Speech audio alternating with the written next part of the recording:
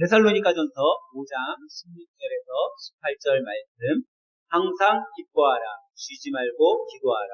범사에 감사하라.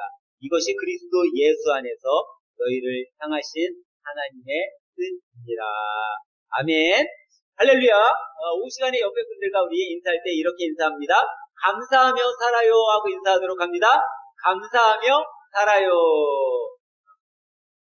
저는 우리 교회를 향한 많은 바람들이 있는데 그 중에 하나가 우리 교회에 청년들이 좀 많았으면 하는 바람이 있습니다.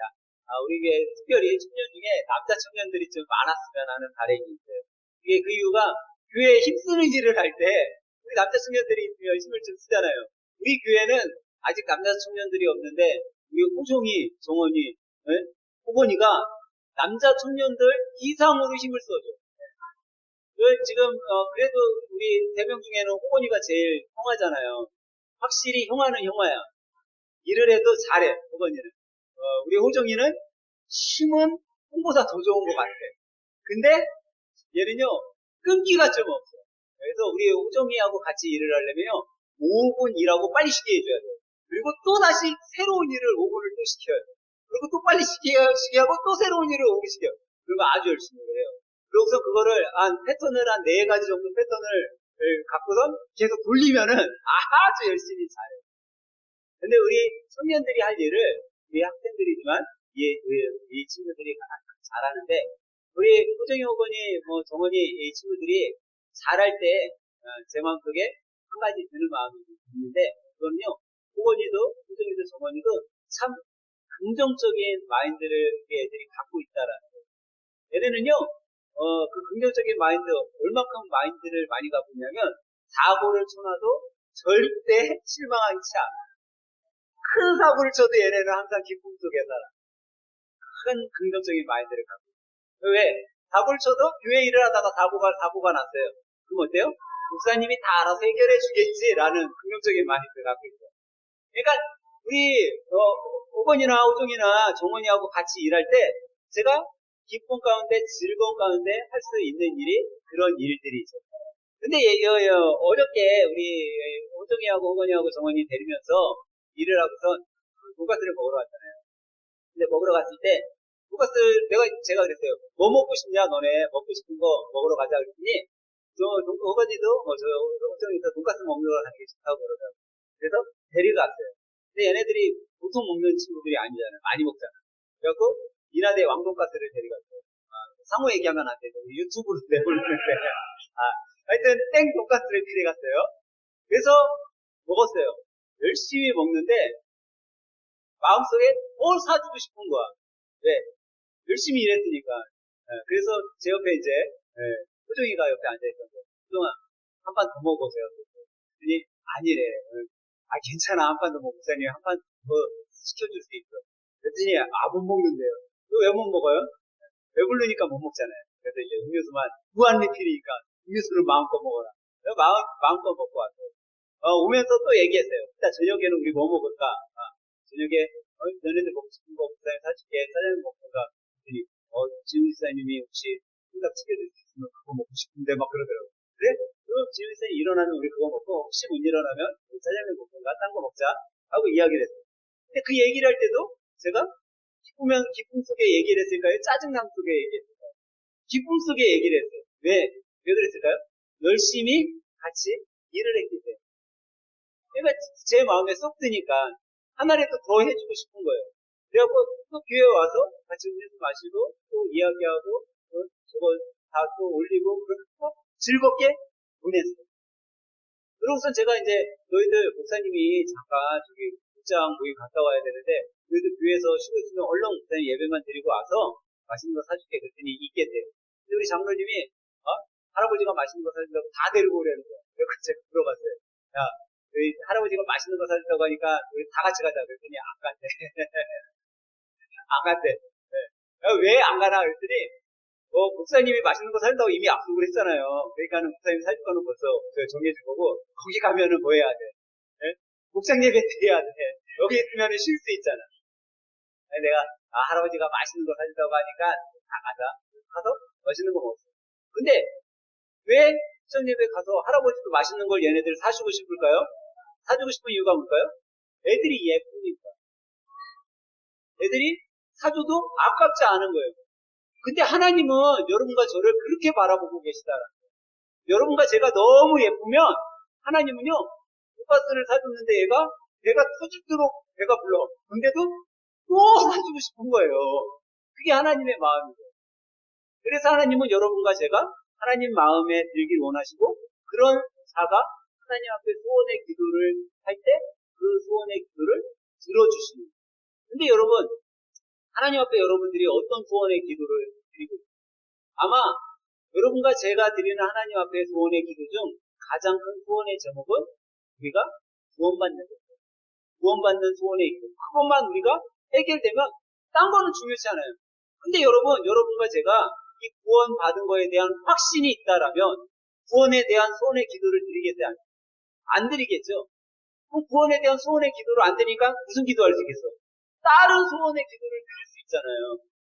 근데 우리가 구원에 대한 확신이 없으면 구원받지도 못했는데 다른 내 기도 제목, 내 문제거리들에 대한 제목과 뭐가 필요하겠냐.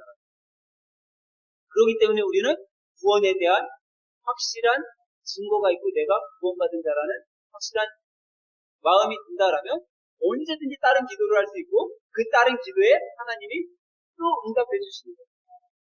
그래서 하나님은 여러분과 저에게 이 확실한 구원에 대한 증명을요, 시편 50편 23절에 우리들에게 우리 한번 같이 읽어보도록 할까요? 시편 50편 23절, 우리 한 목소리로 한번 읽어보도록 합니다. 시작! 감사로 제사를 드리는 자가 나를 영화롭게 하나니 그의 행위를 옳게 하는 자에게 내가 하나님의 구원을 보이리라. 여러분과 제가 구원받기 위해 구원에 대한 확실한 증거를 얻기 위해 뭐만 하면 된다고요? 감사로 제사를 드립니다. 다시 말해 감사의 예배만 드리면 이미 여러분과 저는 구원에 대한 증명 그걸 받았다라는 거예요. 근데 지금 여러분과 제가 지금 뭐하고 있어요? 감사로 예배 드리고 있죠? 그럼 우리는 뭐 한 거예요? 구원받은 자로서의 증거를 다 갖고 있는 자라는 거예요. 그러면 우리는 뭐만 하면 돼요? 구원에 대한 소원의 기도? 필요 없어. 내가 이미 받은 거니까. 그럼 여러분 각자의 소원의 기도 제목을 하나님 앞에 기도할 수 있고 그리고 뭐 하면 돼요? 그 기도에 대한 응답만 받으면 돼요. 그러니까 얼마나 못 받은 거예요. 그냥 내가 감사의 예배만 드리면 나는 이미 다 받은 자예요. 제가 오늘 설교를 준비하면서 그러면 내가 과연 정말 어렵고 힘들고 문제거리가 이렇게 많은데 감사하며 할 수 있을까? 하는 생각을 해보게 돼요. 야, 이렇게 힘든데 어떻게 하나님 앞에 감사하지? 근데 그때 문득 떠오른 성경의 인물 중 한 인물이 생각이 난 사람이 어떻게 되냐면 다니엘이라는 사람이 생각이 나요. 성경에는요, 많은 위대한 인물들 중에 흠이 없는 사람들에 대해서 많이 나오고 그 중에 흠이 없는 인물로 우리가 손꼽는 인물이 있는데 그게 뭐냐? 바로 다니엘.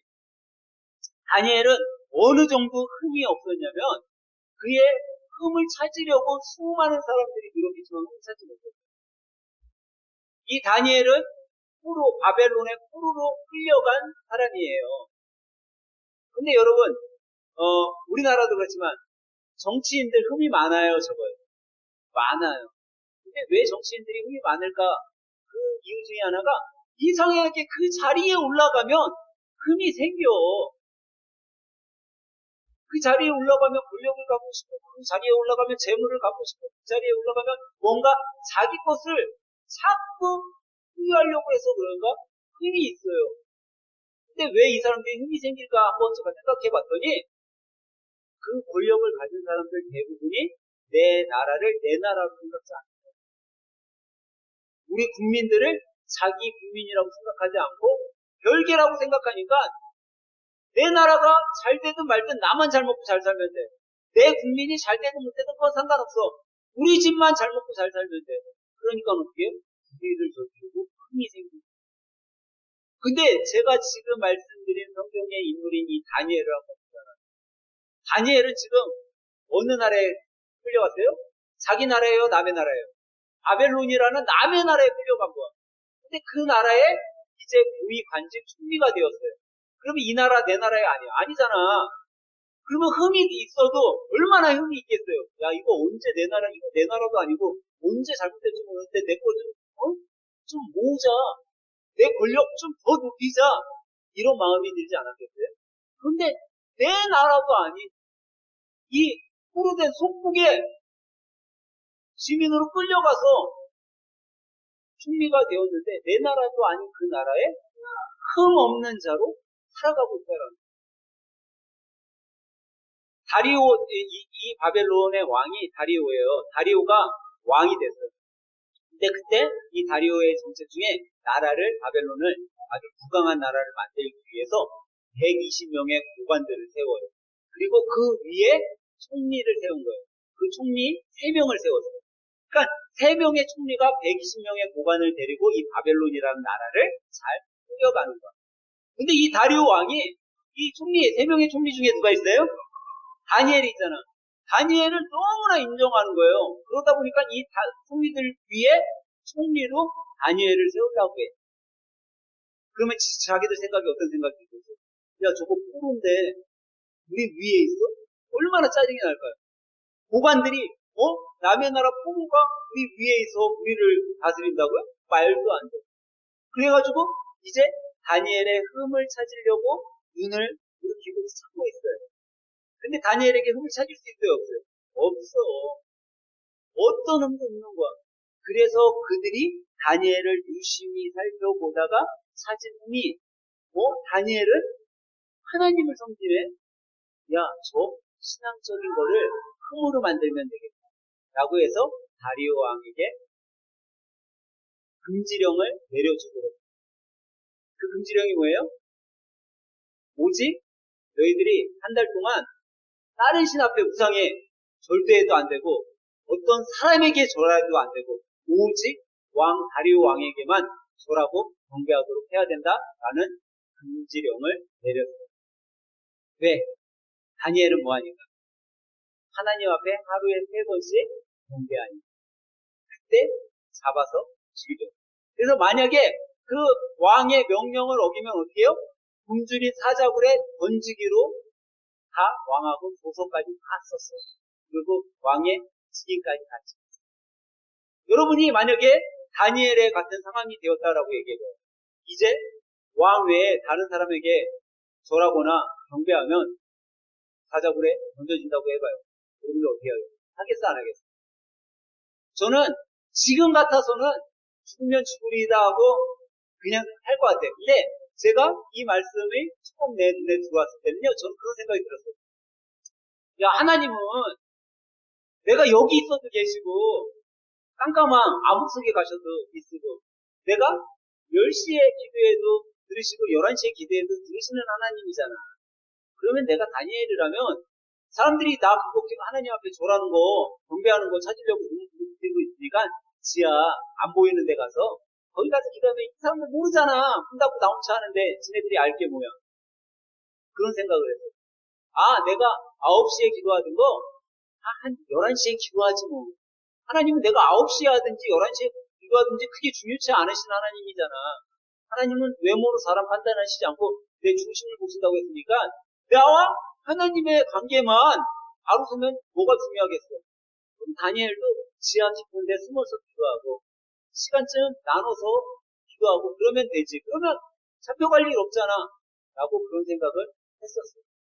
근데 다니엘은 어떻게 했죠? 다니엘은 여러분과 우리의 모습과 전혀 다르게 기도하고 다니엘서 6장 10절에 보면 이렇게 말씀하고 있어요. 다니엘이 이 조서에 왕의 도장이 찍힌 것을 알고도 자기 집에 돌아가서는 윗방에 올라가 예루살렘을 향하여 창문을 열고 전에 하던 대로 하루에 3번씩 무릎 꿇고 기도하며 그의 하나님께 감사하였더라. 지금 다니엘이 어떻게 하고 있어요? 창문을 열고 하나님 앞에 감사하며 기도하고 있어요. 근데 어디 올라가서? 지하 깊은 곳에 숨어서 윗방에 올라가서 원래 하던 2층쯤이면 2층집 옥탑방에 올라가서 창문을 활짝 열고 기도하는 거예요. 그러면 여러분 위에 높은 데서 창문 활짝 열고 기도하면 아래 있는 사람들이 잘 보여요 안 보여요? 잘 보이는 것 같아. 옆집 옥상만가 올라가도 제가 뭐하고 있는지 너무나 잘 보이는 거예요.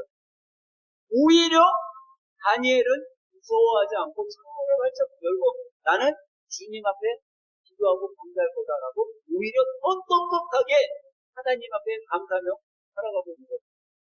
그랬더니 어떻게 다니엘을 시기하던 이 자들이 야, 이 금 잡았다.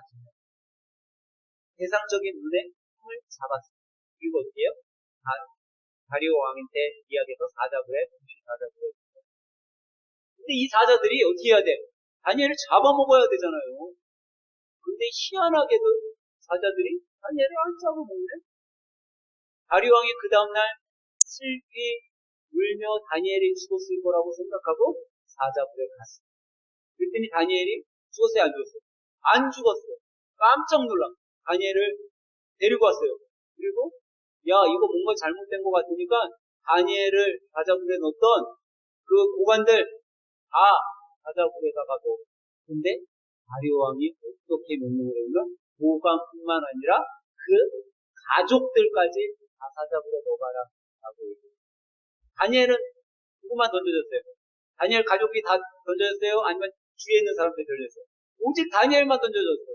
근데 다리오 왕이 그 시기에서 다니엘을 흠잡았던 그 사람들은 뭐예요? 가족까지도 갖다 놓으라고. 근데 참 신기하게도 그들이 사자굴에 던져지자마자 그 자들이 땅에 발이 닿기도 전에 그들이 사자굴에 던져졌는데 땅이 발에 닿기도 전에 뭐 했다고요? 사자들이 잡아먹어서 뼈까지 으스렀어요. 그러면 여러분 한번 생각해보세요. 다니엘이 사자굴에서 살아날 수 있었던 게 뭐 때문에 되어지고 이거는 하나님의 능력밖에 아닌 거예요. 하나님의 능력으로 그가 할 수 있어요. 근데 다니엘이 한 거는 뭐예요? 감사의 예배 드린 거야. 기도한 거야. 감사로 하나님 앞에 나갔던 거예요. 그랬더니 다니엘은 구원받고 다니엘을 시기하던 자들은 죽게 됩니다. 여러분 이것이 하나님의 능력이고요. 우리는 생각할 수 없고 우리는 죽을 수밖에 없고 우리는 힘들지만 감사하는 자에게 하나님은 그 구원을 이어주십니다. 요즘에 여러분 중동에 전쟁이 많이 일어나잖아요. 전쟁이 많이 일어나요. 러시아하고 우크라이나하고 이라고 요즘 때는 계속 이스라엘이 전쟁을 계속하고 있습니다.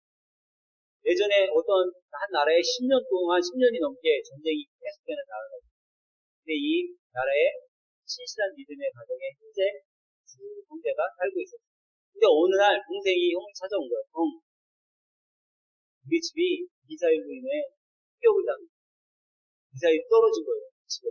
근데 참 감사하게도 그 미사일이 우리 집에 중요한 물건이 있는데 떨어지지 않고 중요하지 않은 쪽에 떨어져서 중요한 물건은 다 찾을 수가 있었어요.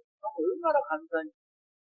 그리고 다행히 그날 우리 가족들이 다 바깥에 나가 있는데 미사일이 떨어져서 단 한 사람도 다친 사람 없이 죽은 사람 없이 그 큰 위험을 면할 수 있어서 얼마나 감사한지 몰라요. 이렇게 내 동생이 이야기하는 거예요. 그러자 형이 그 얘기를 듣고 있다 이러는 거예요. 야 있잖아 나는 너보다 더 감사하단다. 그러니까 동생이 깜짝 놀랐지. 형네 집에도 미사일이 떨어졌어요? 그랬더니 이 형이 하는 얘기가 나는 그러고 있는데 나는 10년 동안 우리 집에 그렇게 전쟁이 있었지만 단 한 번도 미사일이 떨어진 적이 없으니 얼마나 감사한지 라고 이야기해요. 여러분 우리가 생각할 때 그럴 수 있죠. 어려운 일이 있고 힘든 일이 있고 정말 우리가 그 여러 가지 문제가 있을 때 그 문제가 해결되면 감사해 안 감사해요? 감사하죠. 그런데 우리는요 한 가지 더 생각해야 될까요? 그런 문제 없이 평온한 가운데 형통할 때 여러분과 저는요 더 감사해야 돼요. 여러분 문제가 해결돼서 감사한 거는 다른 사람들도 그렇게 감사할 수 있어요.